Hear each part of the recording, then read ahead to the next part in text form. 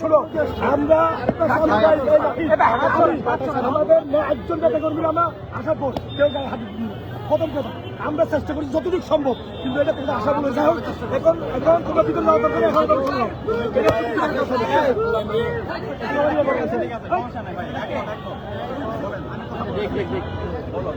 আমি চাই এই অধিকার নিশ্চিত করা, সে অধিকার নিশ্চিত করতে সুমন ভাই বলবে সমস্যা ভাই, কিন্তু সেইভাবে ধরেন ভাই একজন নাগরিক সে কিভাবে সেটা রেডি করবে ভাই, এটা যদি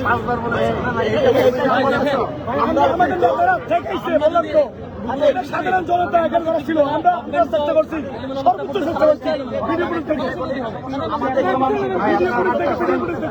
প্রকাশের নামে আমরা কিছু করবো না, যাতে এরকম এটা থেকে আমরাও কষ্ট পাই, আমরা এটা থেকে আমরাও কষ্ট পাই, প্রকাশের আমাদেরও তো ভয় বলেছে আর আমরা বিশ্ববিদ্যালয়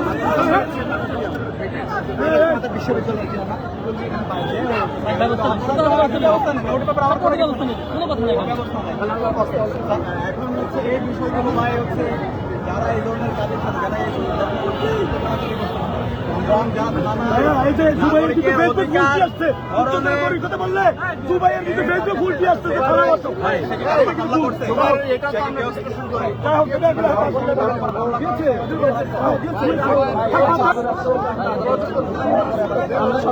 চোখ হয়ে যাচ্ছে।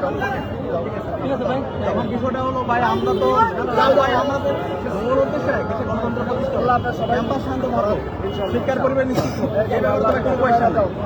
এখন আমরা সবাই মিলে বিশ্ব সুন্দর গণতান্ত্রিক ক্যাম্পাস সবাই মিলে কাজ করবো।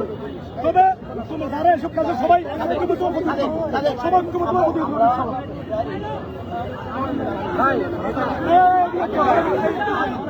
ভাই লোকজন সরাই নিয়ে ভাই আপনারা লোকজন সরাই নিয়ে শিবিরের সবাই পিছাও, শিবিরের সবাই পিছাও, শিবিরের সবাই পিছিয়ে যাও, শিবিরের সবাই পিছিয়ে যাও।